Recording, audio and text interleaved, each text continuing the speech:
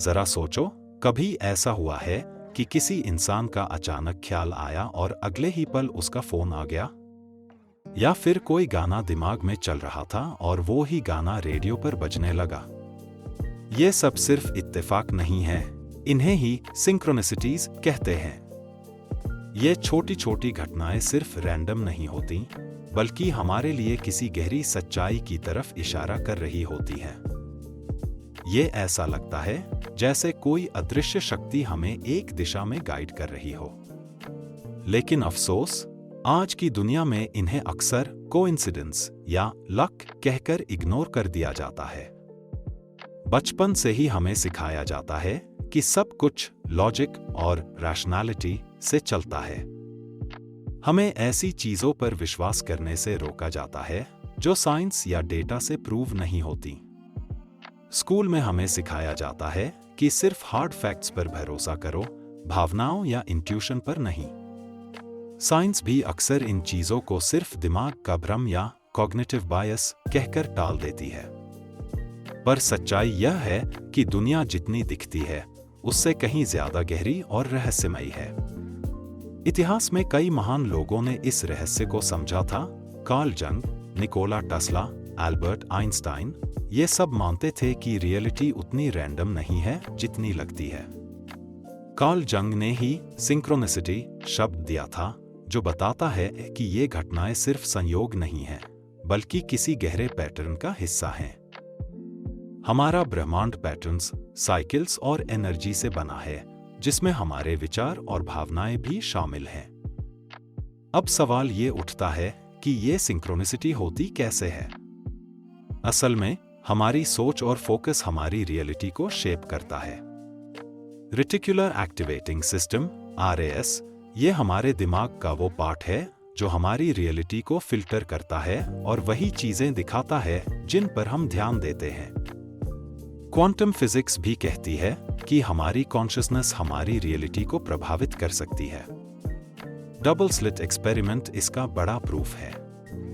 Law of vibration के मुताबिक हमारी सोच और भावनाएं एक फ्रीक्वेंसी पर काम करती हैं और उसी फ्रीक्वेंसी की घटनाएं हमारी ओर खींचती हैं।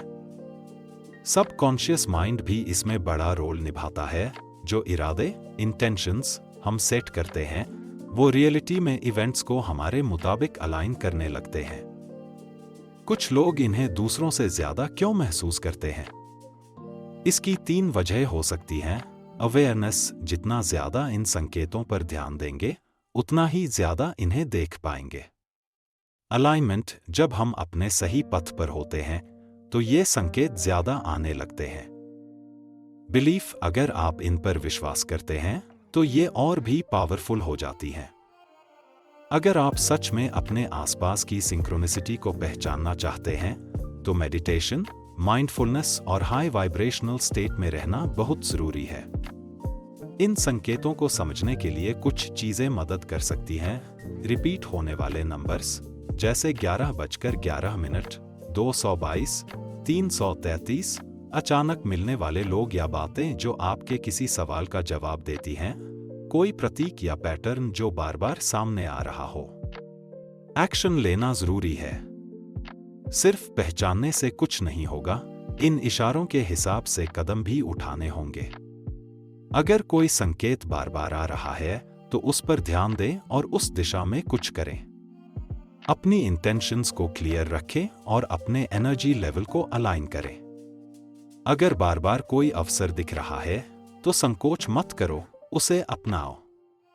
अगर आप इन्हें नजरअंदाज करेंगे तो धीरे धीरे इनका आना बंद हो जाएगा।